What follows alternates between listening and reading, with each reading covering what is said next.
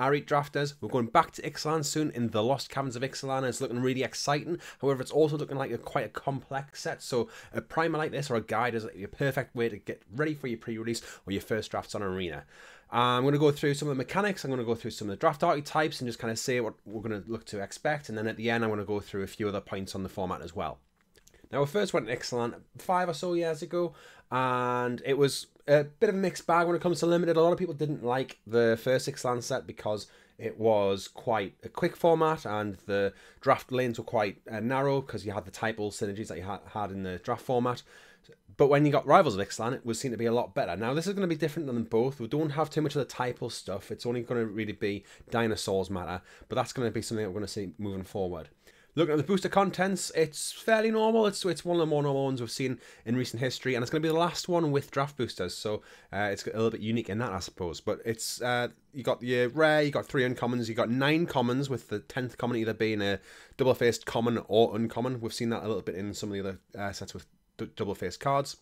And then you also have 1 cave land or normal full art land. So it's either going to be a basic land or it's going to be a cave. Caves are a certain land type that we're going to see in the format, and they are a bit of a going to be fairly relevant and limited, maybe not super relevant, but there is cave matters cards, so we'll go over them in a little bit. And then you get your token card as well as the last one. There's quite a lot going on in the Lost Caverns around the mechanics. There's quite a few mechanics going on, and some of them are quite complex, but the first one is relatively easy, and it's a returning one that we had in the original Ixalan and Rivals, and this is Explore. So you can see here you got Cenote Scout, I think, which is when it is a 1/1 for 1, which comes into the battlefield and explores. And what it means when a creature explores is you reveal the top card of your library. If it's a land, you draw it, you put it in your hand, and if it's a non-land card, you can either put it in your graveyard or leave it on top. And if it's a non-land card, you also put a counter on the creature. So this is either a 1-mana 2/2 or a 1-mana draw land, and that's pretty good. You don't get to choose which one it is. You also get like kind of that surveil effect by choosing to put it in the graveyard, and there's going to be a big thing where permanents in the graveyard matter here as well in this set, so that's going to be quite relevant. As well as just creatures which explore themselves, there's another way we can do it with map tokens. So you can see here the Waterwind Scout creates a map token, and the map token has 1 tap, sack it, and a target creature explores. So it's a way to do it. You pay another mana, you can split it up over multiple turns. So here you can see the Waterwind Scout is a 3-mana 2/2, pretty good for flying. Yeah, so it's like a wind drake that we've seen before. You make this map, and then next turn you can sacrifice a map and potentially put a counter on the Waterwind Scout or another creature, just depends on what works best in that instance. The map token is also an artifact. There's a few things that care about artifacts in the set, so that's going to be quite important, and there's a few things that care about sacrifice and permanence and things like that as well, so that's all going to be super important with some of the other things that are going on here. Another mechanic we've got is Discover. Now, Discover and Explore are very different mechanics and not related to each other at all, and it is a bit weird that they've got both of these with kind of similar names but very different abilities, but yeah, there we go, it's what we're left with now. But we've got an example here with Geological Appraiser. Now this has Discover 3, so when the Discover 3 happens, when it enters the battlefield, when you've cast it from hand, you essentially go through your library. And I'm going to go through a good example about this in a second, and I'm going to kind of show you how it works. But you go through your library until you find a spell with mana value 3 or less. You can either then cast it or you can put it in your hand, and sometimes it'll be depending on what you want to do. We've got other ways you can have it as well. So we've got the Dig Site Conservator, which discovers when it dies. It reminds me of Treasure Keeper, which is a card that I really liked the look of in the past. And then we've also got the Hurl into Memory here, which is a counter spell, and it's a bit of a modal, well, not a modal one, but it's a little bit like a mana leak in some ways. So it's 5 mana, counter a spell and discover X, where X is the mana value. So you know, if you counter a 6-drop, you're going to get Discover 6, and it's pretty cool, probably quite expensive, but not something that we're going to be really looking at. Now I've got a bit of an example here to show you how Discover works. So you cast your Geological Appraiser, goes on the battlefield, it triggers. You reveal the cards from your library. Now you can see here you reveal a land first. That isn't a spell, even though its mana value is less than the Geological, less than 3, sorry. So that doesn't trigger. You then exile the next one. In this case, it's a 6-drop, which is a mana value higher than the Discover cost, so you ignore that one. The next one is a spell. You can see here it's the creature that you can cast, and then you put it on the battlefield. You can cast it for free, or you can put it in your hand if there's some reason why you don't want to cast it. Now, the reason why you might not want to cast it is if it's something like a counter spell or a card which relies on something beyond the other side's graveyard, on the other side's battlefield where you don't want to cast it, it's not very useful to cast it for free, and you prefer to keep it till later, you can just choose to put it in your hand as well. It's really, really powerful. It is a bit of a lottery as to what you're going to get. Something's going to get blown out by that really cool Discover, and they could hit one card in the whole deck with the Discover, and it's going to feel quite bad, but it does put a bit of fun into it and a bit of that randomness, and just try not to get too salty. I'm saying that knowing that I will, but yeah, just try not to get too salty. Now, I've already mentioned that we've got Discover and Explore, and they're quite similar in the way what they're describing, but with very different mechanics. Now, we've got a really another confusing one here, which I might do a bit of a further video on, just explaining it properly. But it is the Descend mechanic. So you got Descend, you got whenever something descends, and you got Fathomless Descent. So you can see the first one here with the Enterprise and Scallywag, 2 mana 2/2, the beginning of your end step. If you've descended this turn, create a treasure token. So if you descend, it means you need to put a permanent card from anywhere into the graveyard. So that could be, you can mill it. It can be something goes from the graveyard to the battlefield. A creature dies, or you sacrifice an artifact of some sort, or you can discard a card. There's a few different ways you can do it, as long as it's going to the graveyard from anywhere. Now, it did stress it was card. If you have a token, say a treasure token, and you sacrifice that treasure, it isn't a card. Tokens aren't cards, so that won't trigger these Descend abilities, so that it won't trigger itself with its own treasure, which is quite important with this one, because otherwise you're going to create a free treasure every turn. But it is something that you really should be aware of when doing it. We've got some cards which have Descend 4 or Descend 8. I think they're the only two values that are around, but what these mean is if you've got 4 or 8 or more permanents in your graveyard, this ability triggers. So you can see here the Council of Echoes. It's 6 mana, 4/4 flyer, Descend 4. So when it enters the battlefield, if you have 4 or more permanents in your graveyard, you get to bounce something. Not a great card here. It's 6 mana, 4/4 flyer, which has a, you know, you're probably going to trigger this every time it does it. There is a lot of permanents in this set. There's not as many instants on sorceries as there would normally be. A lot of them are on artifacts, which we're going to look at in a moment, and you'll see why that is. But they've done this on purpose, so you have a lot more chance of having permanents. If you're milling things, a lot more chance you're going to get permanents and not the instants and sorceries. So it's not going to be too much of a big deal. The last version of this we've got is Fathomless Descent. So this just counts the number of things in your graveyard. So we've got Chupacabra Echo, and yes, if you've played the original set, if you've played Rivals of Ixalan like me, that Chupacabra Echo is giving you flashbacks of Ravenous Chupacabra. So it's a 4 mana, 3/2, and when it enters the battlefield, target creature and opponent controls gets -X/-X until end of turn, where X is the number of permanents in your graveyard. So if you're casting this and you've got 5 things in your graveyard, the thing gets -5/-5, which is going to kill all but the very biggest of creatures. That said, there's some very big creatures on Ixalan.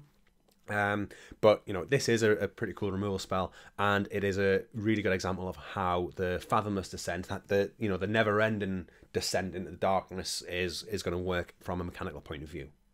Another mechanic we've got here, and it does seem quite complex at first, but it's not really too bad, is Craft. So you can see here we've got the Idol of the Deep King. It is a flash spell, so you can see why it's a flash spell a little bit here. So it's a little bit like a shock. It's 3 mana shock, but it's a shock nonetheless.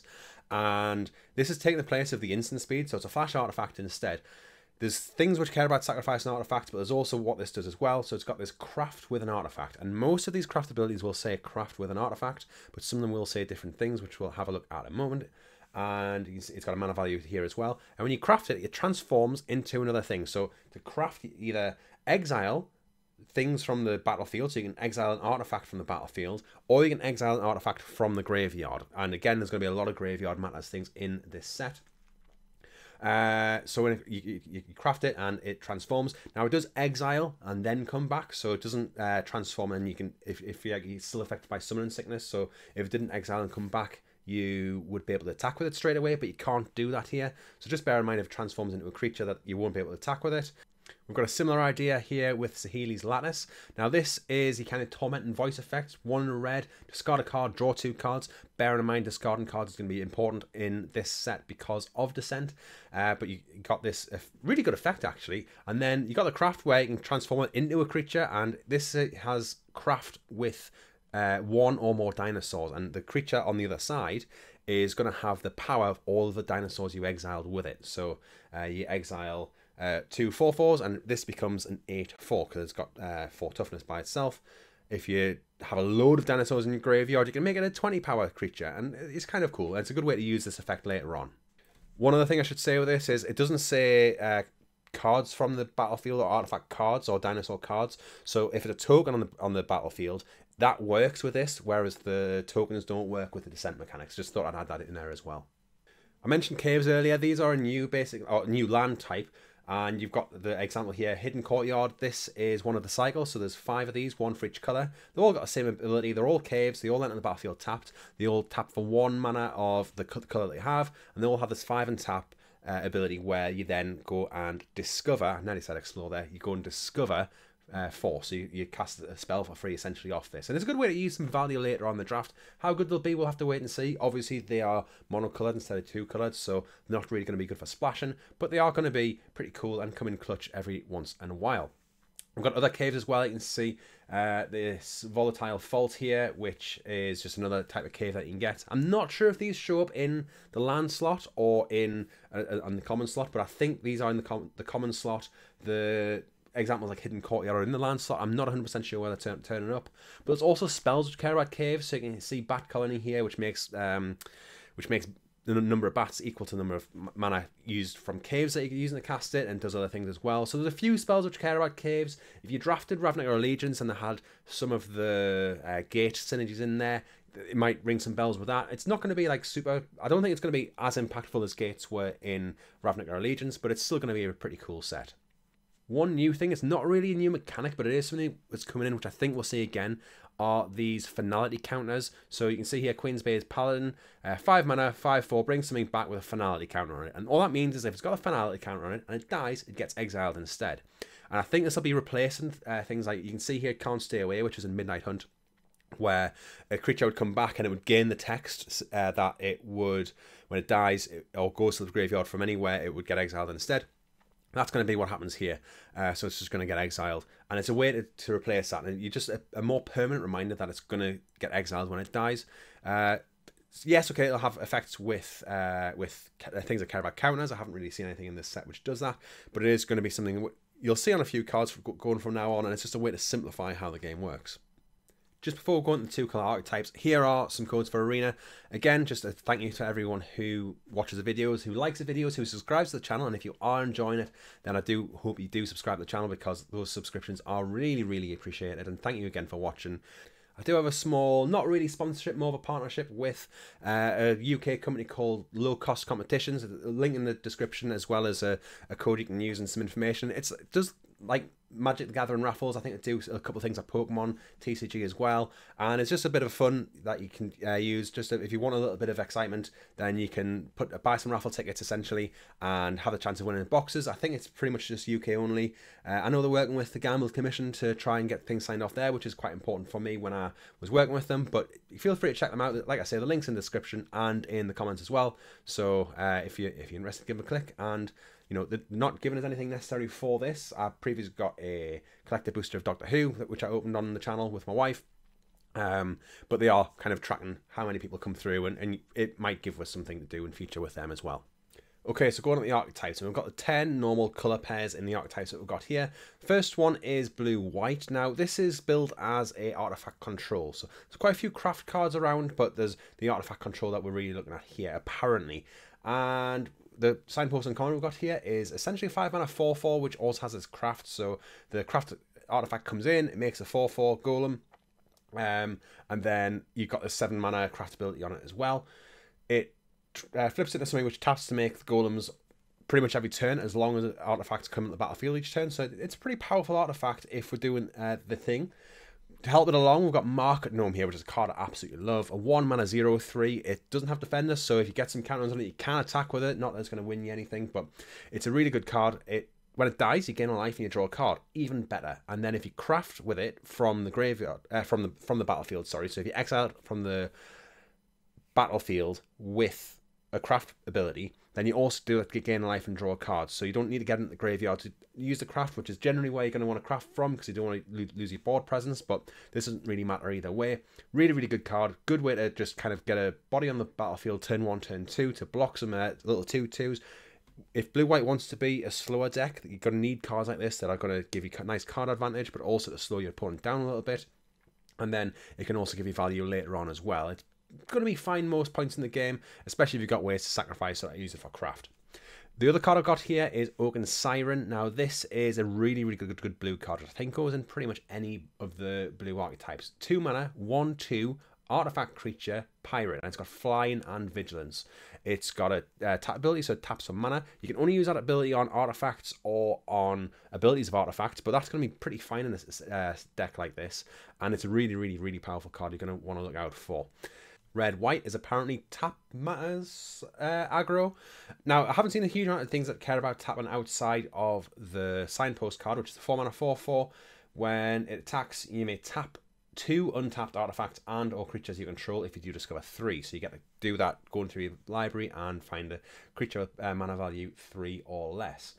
It's a pretty good card. It's pretty solid. It does, if you get it activated once, it's going to be really good. A 4 mana 4/4 is always a fine attacker anyway. You do need to have the untapped artifacts and or creatures you control to discover, but I think if you get to do it, it's going to be pretty good.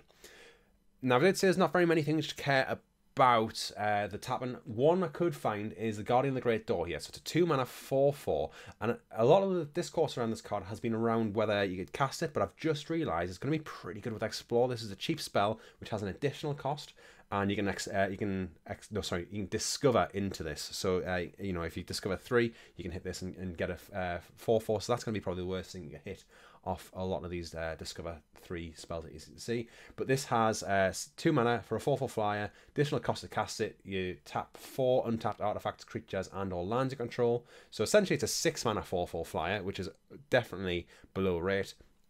But it gets better if you can tap some things which you don't really care about tapping, some of these craft things that you can see as well. One of the things you can see on the right-hand side here is Tinkerer's Tote. So this is a 3 mana artifact. Enters the battlefield, you create 2 artifact gnomes. So you're creating 3 rectangles if you follow Lords of Limited Rectangle theory. 3 things you can tap for Guardian of the Great Door or Capricottle Sunborn. I don't know if I got the name right. Apologies if I've offended anybody with that, but I tried as best I can. And the other thing we've got here is Sunshot Militia. So 2 mana 1/3, and it's got the activated ability. Tap 2 untapped artifacts and or creatures you control. It deals 1 damage to each opponent, and you can only activate that as a sorcery. It is a very big drawback, but it's probably correct in something like this. But if you have a lot of these things like the Tinkerer's Tote or a few other artifacts, or you got some treasures knocking about as well, it's a good way to get some extra damage in with those artifacts and things like that. Green-red, Gruul is going to be your dinosaurs archetype. So we've got Izquinth, Firstborn of Gishath here. So it's a 2 mana 2/3 haste, pretty good by itself. It's also got when it enters the battlefield, you may pay 2. When you do, target dinosaur you control deals damage equal to its power to any other target creature. So yes, you can cast this and just have it as a 2 mana 2/3 haste, which is fine. I'll probably be putting in that 4-drop column by default and just saying if I can cast it for 2, that's fine. But I'm generally going to cast it for 4, and generally going to want to have another creature out as well, deal 4, 5, 6 damage potentially with it instead of just the 2. Sometimes just doing the 2 damage is going to be quite good by itself. 4 mana 2/3 haste, which also deals 2 damage to something when it enters the battlefield, is pretty good. But it does a lot of other things as well. We've also got Triumphant Chomp here. So 1 mana deals damage to target creature equal to 2 or the greatest power among dinosaurs you control, whichever is greater. So the problem is here, if you use it on your Earthshaker Dreadmaw here, for example, which is a 6 power creature, really good one. I'm going to come to that in a moment. But if you use this on using one of your creatures and you've got a 6 power dinosaur and that's the only creature you've got, and then that gets removed in response to this, it's only going to deal 2 damage, and you've got to choose your target before the resolution of the spell. So there's a bit of a problem with that, but it is also potentially 1 mana 6, 7, 8 damage removal spell, so that's a pretty good one. Sorcery speed, but not instant speed, but that would be asking a little bit too much. In order to get the big expensive dinosaurs out, we've got Ixali's Lawkeeper. So it's a 1 mana 1/1, tap to add 1 mana of any colour, and you can only use dinosaurs. Really powerful mana dork if your deck's full of dinosaurs, and that's a way to grant them out. 1 mana dorks are always great, and yeah, okay, you can only use this on certain creature types, but apart from that, it's absolutely fantastic. And then just an example of some of the big dinosaurs we've got Earthshaker Dreadmaw, which is Colossal Dreadmaw's bigger, scarier, older brother. 6 mana 6/6 Trample, which is your Colossal Dreadmaw. But when it enters the battlefield, you draw a card for each other dinosaur you can control. So it's going to be quite easy to draw 2 cards with this in the right deck. But even if you only draw 1, it's pretty good. And to be honest, if you don't draw any, you're going to feel a little bit sad that you don't get the value. But it's still a 6 mana 6/6 Trample, and that is usually pretty good, especially if you can ramp it out a little bit earlier. Green-black is getting back into graveyard shenanigans. We've got Descent going on Descend. You've got Akawali, the Seething Tower here. It has Descend 4, Descend 8. We're looking at some of the fungus, the Myco Tyrant. It's that that colour pair is representative of the Myco Tyrant and that side of things here. But it's more stuff that cares about Descent. You've got the, Akawali just gets better the more things you have in your graveyard. If we look at the rest of the archetype and things we can get here, you've got In the Presence of Ages, 2 mana, reveal the top 4 cards of your library, put a creature and or a land card from among them into your hand. So it's kind of an instant speed divination here. You get a creature and a land, and the rest go into your graveyard. So it's a way to get things in your graveyard. That's obviously going to trigger Descent as well. We've got Deathcap Marionette, 2 mana for a 1/1 Death Touch, fine already. Enters a battlefield, you mill 2 cards, so again, trigger and Descent, fill in your graveyard, getting all that value in. And then I've also put in Thrash and Brontodon here, which is a reprint. It's a dinosaur, so it doesn't really fit in with this fungus theme, but it is a way to sacrifice. You can sacrifice it to get some of those synergies with the black cards, and it is going to be, useful in most green archetypes. It's a really, really powerful card. 3 mana, 3/4 anyway is pretty good. But then you've also got this added ability where it's essentially a sideboard card, which is sat on the battlefield anyway. So yeah, it's a really good one, and it often sees some sideboard play in Constructed as well, if you've never seen this one around before. Blue-black is more Descent stuff. So we've got Uchbenbach, the Great Mistake. So this is a 5 mana, 6/4 Vigilance and Menace, so pretty difficult to block. And it's also got Descend 8 for 6 mana. You can return it from your graveyard to the battlefield with a finality counter. So we're seeing those finality counters again. Activate if it's only 8 or more permanent cards in your graveyard and only as a sorcery. I believe, double check this, but I believe this counts itself because when you're activating it, it is one of those 8. It comes back from the graveyard to the battlefield, so then you're down to 7. But as you activate it, it's going to be 8, so that should work that way. Other things which care about things in the graveyard in these colours, again, that can be, especially the black ones, can go in the black-green decks and things like that. But we've got Chupacabra Echo again, we saw this one earlier, really good, solid removal spell on a creature. Comes on a 3/2 body, 4 mana, it's really, really good. We've got Waterlogged Hulk, which is another one of these craft cards. 1 mana, tap, mill a card, so it's a way to trigger Descend every single turn. And then it's got Craft with an Island, so you exile an island from the battlefield or from the graveyard, and it turns into, I can't remember what it turns into now. But it's one of these craft things, and it is a way to repeatedly get the things going in graveyard. And finally, Join the Dead, 1 black, target creature gets -5/-5 until end of turn, but if you've got 4 permanents or more in your graveyard, it gets -10/-10 until end of turn. So it's a really powerful removal spell. If you have Descend, the -10/-10 is going to kill almost everything in the format, even if it's got indestructible. Zoyoa Lava Tongue, 2 mana, 2/2 Death Touch, which is pretty good at the beginning of your end step if you've descended this turn, so we've got more Descent going on. Each opponent may discard a card or sacrifice a permanent, or this deals 3 damage to them. It's essentially how it reads. So you've got those 3 options. I'm going to double check and I'll flash it up, yes or no, so whether this works. But if they are empty-handed, I think they can just say they're going to discard a card and discard nothing. I'll tell you if that's true or not. I'll check in editing. But yeah, I think they can just discard whenever. Other cards kind of do similar things. Now, this is a bit of a weird one. It doesn't really have a lot of synergy cards in the set, but red-black, just kind of removal, mid-range, and decent red and black threats is going to be pretty good. We've got Canonizing Blood here, 1 in a black for enchantment, so it doesn't do anything by itself. At the beginning of your end step, if you've descended this turn, put a +1/+1 counter on target creature you control. And then for 7 mana, you can create a 4/3 white and black vampire demon creature with flying. That isn't only at sorcery speed, so you can do it at instant speed if need be. You get a blocker. It does require 7 mana, but yeah, I don't know. Probably not doing enough here, but it could be quite good in a grindy deck to get, once you get that to the end. We've got Seismic Monster Saw, another 6 mana card here, another 6 mana dinosaur, 6/5 trample, and you got Sacrifice a land, draw a card. It's also got Mountain Cycling for 2. There is a cycle of these land cycling cards, 1 for each colour.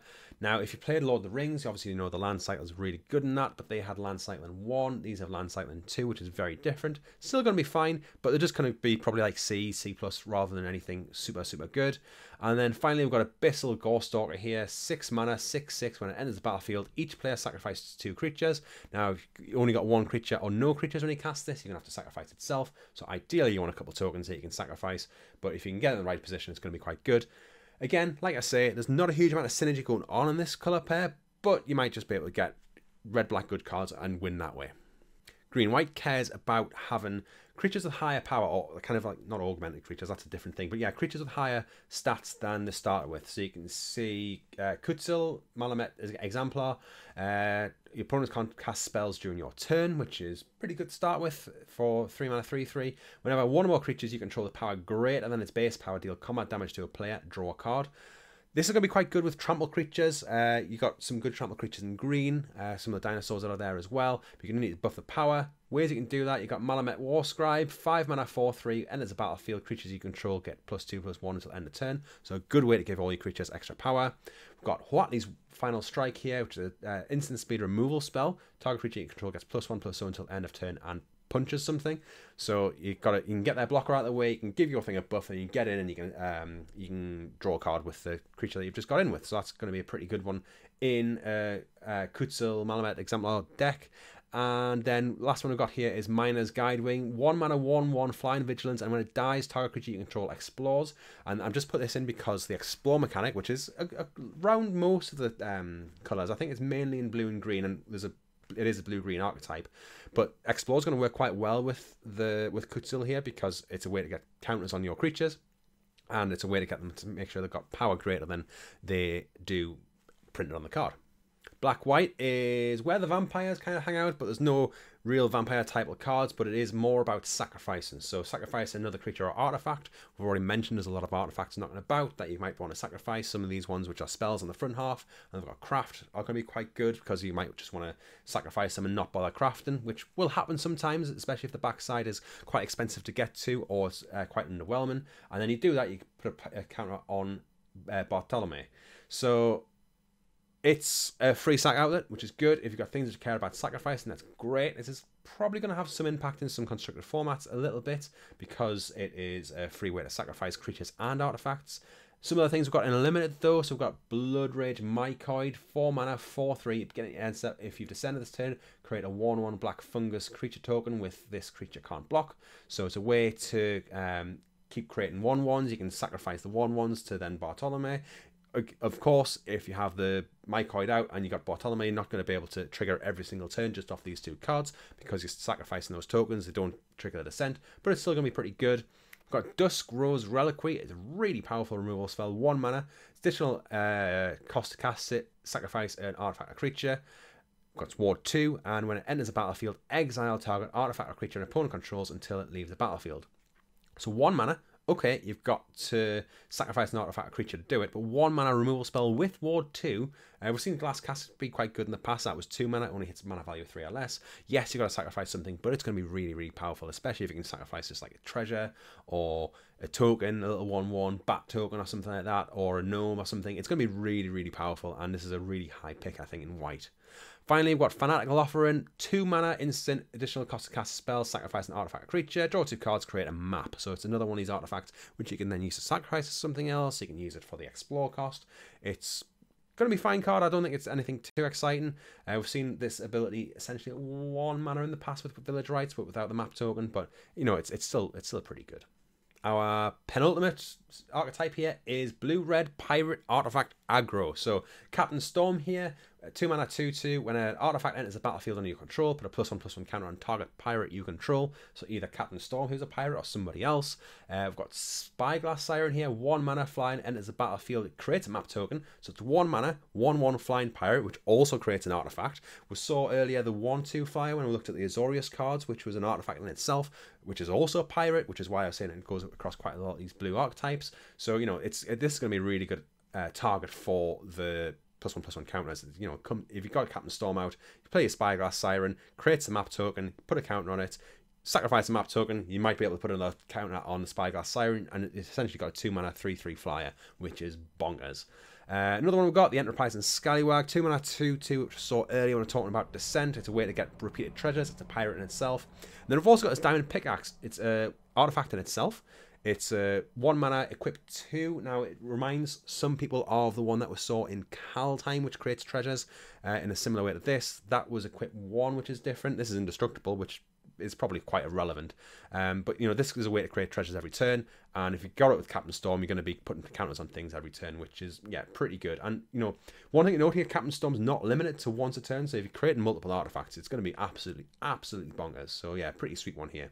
Finally, I'm always really interested in a Simic value deck, and they've not been very good recently. The Scry deck didn't quite get off in Lord of the Rings, even though I did trophy with it a couple of times, 3 or 4 times. But you know, it did have its issues. But we've got here we go, Nick Anzil, current conductor, 2 mana, 2/3, banging already. When a creature you control explores a land card, you may put a land from your hand on the battlefield tapped. That doesn't have to be the one that you explore. It could be something else from your hand, but it's a really good ability anyway. And then if you explore a non-land card, this gets a counter. Really, really good value. Fantastic, and a card which I'm looking forward to draft in a really nice explore deck. Blue-green does have the most explore cards in here. We've got Pathfighting Axejaw, 4 mana for a 4/3, and it's Battlefield Explores. I've got Spyglass Siren here because I forgot to put it in already, but it is a way to create the map tokens and explore in blue. And then finally I got Glowcap Lantern, which is an equipment which allows a thing to explore repeatedly. There are a few ways to explore repeatedly, but it's not something you see a lot, so it is, you know, it's going to be quite relevant. And if you can equip the Spyglass Siren with this or something, it's going to be pretty cool as well. Got some other things to talk about in the format. First of all, fixing. We've seen some of the bits and pieces we've got. You've got the Enterprise and Scallywag we've seen a couple of times. The Ixalan's Lawkeeper, which is the dinosaur one. We've got this card here, which I've currently got a foreign version I'm looking at. I think it's a German version, but I will put the English version in. It is essentially a monolith. It can transform into a flyer, I think it transforms into when you craft it with things. But it's essentially a monolith in itself. Probably not a great card you want to use, but it is there. We've got Forgotten Monument. Turns all of your caves into City of Brass, so it has tap, pay, life, add 1 mana of any colour, and it just taps the colours by itself. But it is it says other caves, so it isn't City of Brass by itself. That would be pretty bonkers, wouldn't it? But it is a way to do a bit of fixing. And then we've got Poison Dart Frog as well. 2 mana, 1/1 reach. You can give a Death Touch by paying 2 mana, but it can also has tap, add 1 mana of any colour. There's other treasure cards about. There's probably a few other little ways to fix. We don't have a dual land cycle at common. We've got the dual land cycle at rare, which are all the creature lands. Not the best ways to fix, but they will come in handy in a pinch. We've just seen them in Wilds of Eldraine. It's sort of the enemy colours in Wilds of Eldraine. We're now getting the allied colours, so you got green, white, and blue, white, and things like that. So, yeah, there's going to be fixing about, but I don't think your 4 or 5 colour decks are going to be really, really commonplace. Counter spells, we've got 3 common and uncommon. First of all, we've got Hurl into History, which is not the Explore one, the Discover one. I'm going to get that mixed up so many times. Probably already have in this video and haven't spotted it. Hurl into History, Discover X, it's counter target artifact, creature spell, Discover X, where X is the mana value. 5 mana, it's going to be something to watch out for if it does become quite good, but it is very expensive counter spell, and unless you got other things you want to do in instant speed, I probably wouldn't want to run this myself, but it's going to be sweet when you hit something off it as well. Confound and Riddle, 3 mana, it's modal, so you can essentially get a card from your top of your library, or you can counter a spell unless this opponent plays 4. Really like these modal ones where you got a fail case if they don't cast something, or there's something that you don't really want to counter. And then we've got Out of Air, 2 blue, so it's counter target spell for 2 blue, or it's counter target creature spell for blue, which is fine. None of these are really like jumping out at us and thinking, oh, this is something I need to be worried about. We don't really have a 1 and a blue spell. We've just got this Out of Air, which is blue for creatures. So yeah, nothing really I'm too concerned about with the counter spells. We have as well some Graveyard Hate, and like I say, Graveyard's going to be quite important in the format, so this Graveyard Hate's going to be really good as well. Digside Conservator, 2 mana, 2/1, when it enters battlefield, sacrifice it, exile up to 4 target cards from a single graveyard, activate only as a sorcery. So you can't do it in response to things, but you know, you're going to get if you pay 4 when it dies, you can discover 4, which is, you know, pretty sweet. So you can pay 4 mana, sacrifice this, get a Discover 4, and it is a way to get a little bit of value from that. You got Disruptor Wanderglyph, 4 mana 3/4. When it attacks, exile target card from an opponent's graveyard. Not a great rate, but it might be important if the graveyards are going to play a really important role in this format. And one of my favourites, Pit of Offerings, really solid card here. Another cave and its battlefield tapped. And the battlefield exile up to 3 target cards from graveyards, so it's going to be 1 from yours, 2 from your opponent's, or whatever. And it's got tap to add a colours by itself, or tap, add 1 mana of any colour of the exiled card's colours. So if you exile a blue-white thing from their deck, from their graveyard, a red thing and a green thing from yours, you've got a card which taps for 4 colours. Or obviously only a single colour at a time, but it's a really, really good way to mana fix, and it kind of goes in with the mana fixing earlier. But this is, I think this Pit of Offerings is going to be a super high pick. It is an uncommon, does come in tapped, but it's really, really good. The last thing to talk about is the Boogeyman on the format. This is going to be the card that you want to see pack one, pick one most, or you don't want to see your opponents playing.